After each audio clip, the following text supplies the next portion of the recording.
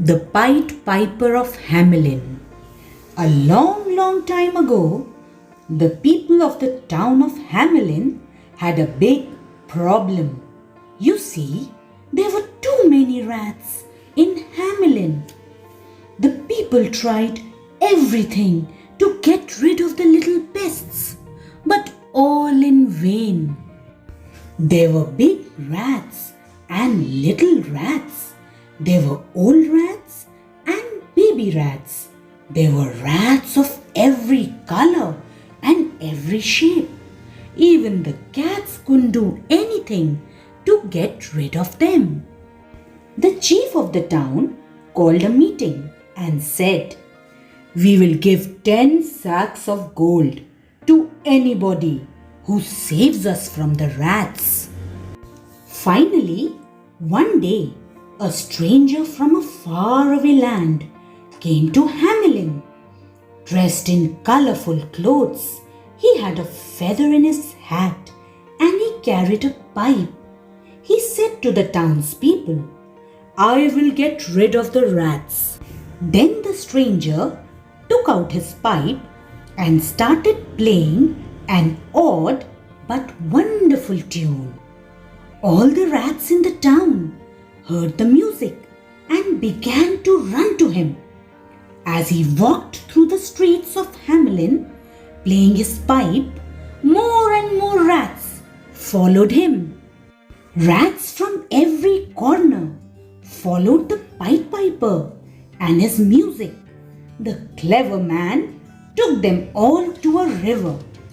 There, one by one, all the rats fell into the water and drowned. Hamelin was free of rats. The Pied Piper went back to collect his reward. But now that the problem was solved, the greedy townspeople did not want to pay him any money. The Pied Piper was very angry. "How dare you break your promise? I shall teach this town a lesson," he shouted. Immediately, the Pied Piper began playing his pipe again. This time, all the children in the town heard the music and ran after him. "What lovely music!" they cried. "We must follow him." Every boy and every girl of Hamelin began to follow the magical music. The Pied Piper took them all to a cave outside the city and closed the cave door with a huge rock. Only 2 children were left behind. One little boy had hurt his leg and couldn't walk as fast as the other. The other was a little girl who couldn't hear anything. They went to the townspeople and told them what had happened. Now the townspeople were very scared and ashamed for breaking their promise.